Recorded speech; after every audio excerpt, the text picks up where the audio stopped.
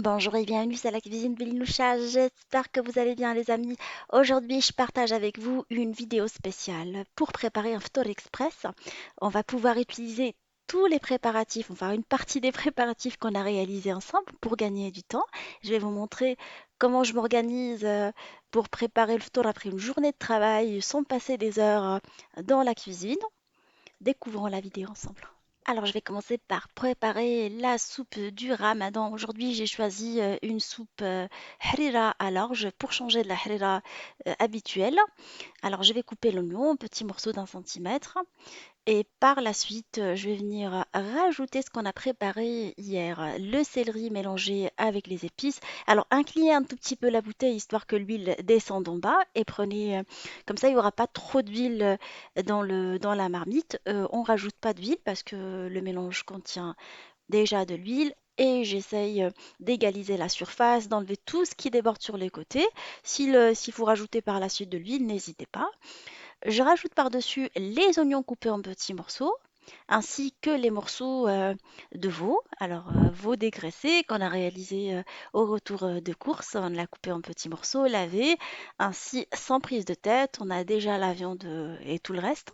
On laisse la viande, l'oignon revenir à feu moyen en mélangeant de temps en temps jusqu'à ce que le mélange soit translucide. Comme c'est une harira, je vais mettre une petite pincée de cannelle. Je ne l'ai pas mise dans le mélange parce qu'il va et pour le harira et pour la shorba. Je vais rajouter 1,5 litre d'eau après 10 minutes de mélange. Et je vais rajouter le chanadal. C'est les pois chiches déjà égouttés, ainsi que les lentilles.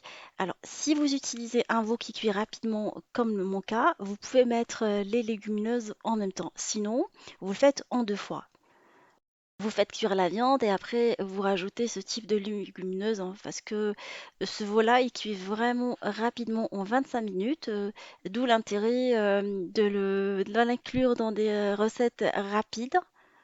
Alors je vais fermer la marmite sous pression, je vais laisser le tout cuire pendant 25 minutes. Entre-temps, je vais préparer les farces défeuilletées. Alors, j'ai coupé le poulet en petits morceaux de 2 centimètres. Sinon vous le coupez plus petit si vous le souhaitez.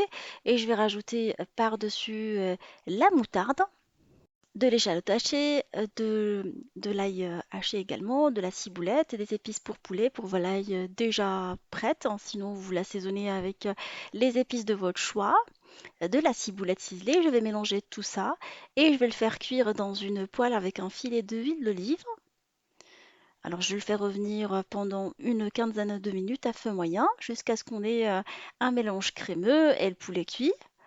Je le laisse de côté et là je vais passer à la réalisation d'une deuxième farce à la viande hachée.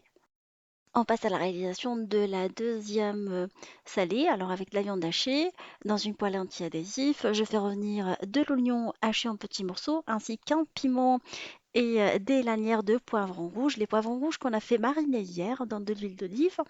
On rajoute de la viande hachée, des épices, alors du sel, du poivre, du curcuma ainsi que du cumin, du concentré de tomate. On laisse le tout revenir à feu moyen jusqu'à ce que le mélange soit vraiment dégorge, qu'il n'y ait plus d'eau.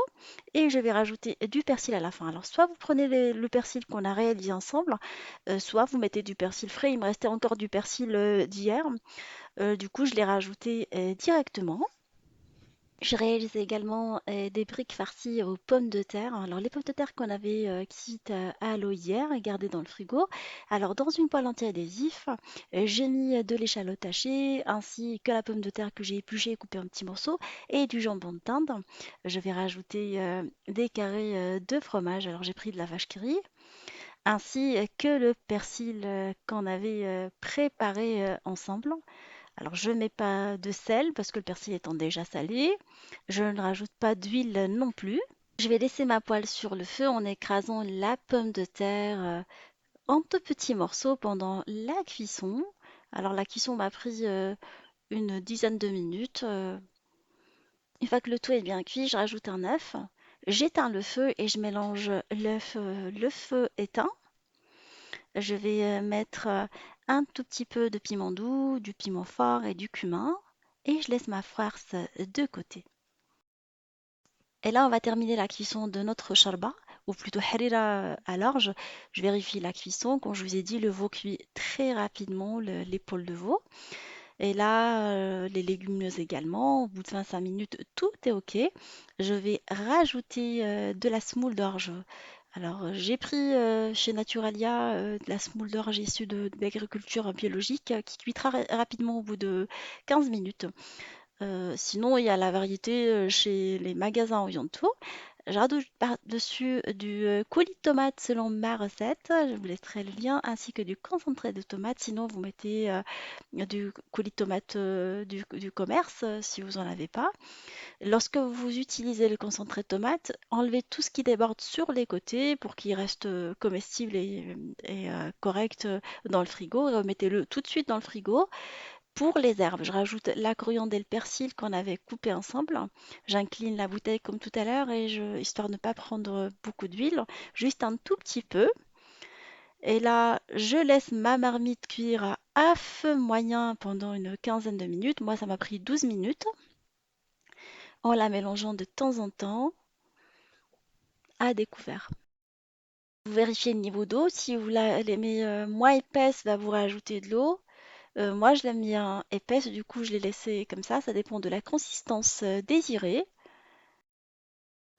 Une fois que les farces sont refroidies, on va passer au façonnage des feuilletés. Alors, j'ai pris la pâte magique que j'ai réalisée et j'ai congelée. Je l'ai décongelée la veille. Elle se conserve très très bien au congélateur. Vous la décongelez la veille, vous la laissez au frigo et le lendemain, vous la retrouvez très très bien une fois que vous rentrez du travail. Là, je vais l'affiner sur un plan de travail fariné sur une épaisseur d'un demi-centimètre et je vais la découper à l'aide de l'emporte-pièce pour Shebakia au griwesh. Alors, je vous recommande de couper un chiffre pair. Et là, je vais ramasser les chutes, je vais les laisser de côté dans un sac plastique histoire de pouvoir préparer avec une deuxième feuilletée. Alors, la première partie, je vais souder vraiment ce qu'on a coupé. Il ne faut pas trop appuyer dessus pour pouvoir le farcir. Je vais venir déposer ma feuilletée dans une plaque à l'enfour. Je vais farcir avec ce qu'on avait réalisé tout à l'heure, la farce au poulet. Je vais mettre au niveau des bords à l'aide d'un pinceau du jaune d'œuf hein, et je vais mettre l'autre partie de la feuilletée, de la pâte, je veux dire, à laquelle on a écarté vraiment les incisions qu'on avait pratiquées. N'oubliez pas de rajouter du fromage également, excusez-moi. Vous soudez les bords et vous allez par la suite la badigeonner avec du jaune d'œuf mélangé avec un tout petit peu de lait.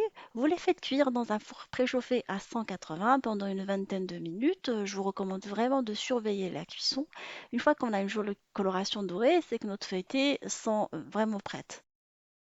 Pour les deuxièmes feuilletés à la kefta, alors je vais affiner ma pâte sur un plan de travail fariné. Alors la pâte qu'on avait ramassée tout à l'heure, les petits bords qu'on a ramassés, et on va la découper en quatre, comme montré. On obtient des quatre triangles. On va juste tracer rapidement sans enfoncer derrière à l'aide d'une découpe pour pizza. Et on va pratiquer après des incisions sur les côtés comme montré, en laissant le milieu sans incision. Ça, c'est très important. On met la farce au milieu, le fromage et on va rabattre les côtés comme montré.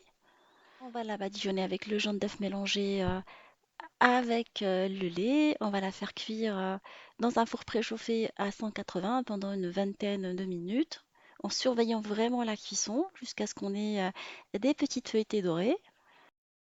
On passe également au pliage des briques. Alors j'ai pris des feuilles de briques carrées, des feuilles de blé qu'on trouve dans les magasins chinois appelés spring roll. Alors j'ai mis la farce dans la feuille que j'ai badigeonnée avec de l'œuf. Je vais venir la rebadigeonner pour la coller. Et voilà, on a des cigares bien formés qu'on va venir badigeonner par la suite avec de l'huile neutre à laquelle j'ai rajouté du piment doux. Juste avant de passer à table, je prépare un smoothie avec du jus d'orange auquel j'ai rajouté du jus de citron, des fraises ainsi que la banane. Et là, on passe à table une fois que le menu express est maintenant prêt. Je commence toujours par le jus ainsi que des dattes. Alors, je prends par chiffre impair, j'attends un tout petit peu, un quart d'heure. Et là, je passe à la shorba que je prends à température ambiante. Moi, je l'aime pas trop chaude, que j'accompagne avec les briques. Honnêtement, avec la cuisson au four, elles étaient très très correctes. Après, les petites feuilletées au poulet avec la pâte magique, franchement, c'est extra. Ainsi que les petites feuilletées qu'on a réalisées à la kefta qui s'apprêtent à pas mal de farces. Vous pouvez mettre du saumon, du thon, alors vous les garnissez selon vos envies et ce que vous avez à la maison. Et je mange également des salades tout le jour. J'ai réalisé une salade rapidement. Après, mon petit thé à la menthe. J'espère que cette association de recettes vous fera plaisir. En fait, plutôt ce menu exprès, je veux dire, vous fera plaisir. Je vous souhaite un joyeux Ramadan. Merci encore pour toutes vos petites pensées sympathiques, les messages que vous m'avez envoyés. Ça me remplit vraiment de joie. Je vous fais des gros gros bisous et je vous dis, n'hésitez pas à me laisser vos commentaires, vos suggestions de menus. Je serai là pour vous. Et on se dit, on se retrouve sur la cuisine de l'Inoucha avec des nouvelles recettes, un nouveau menu pour le Ramadan. Et à bientôt. Au revoir.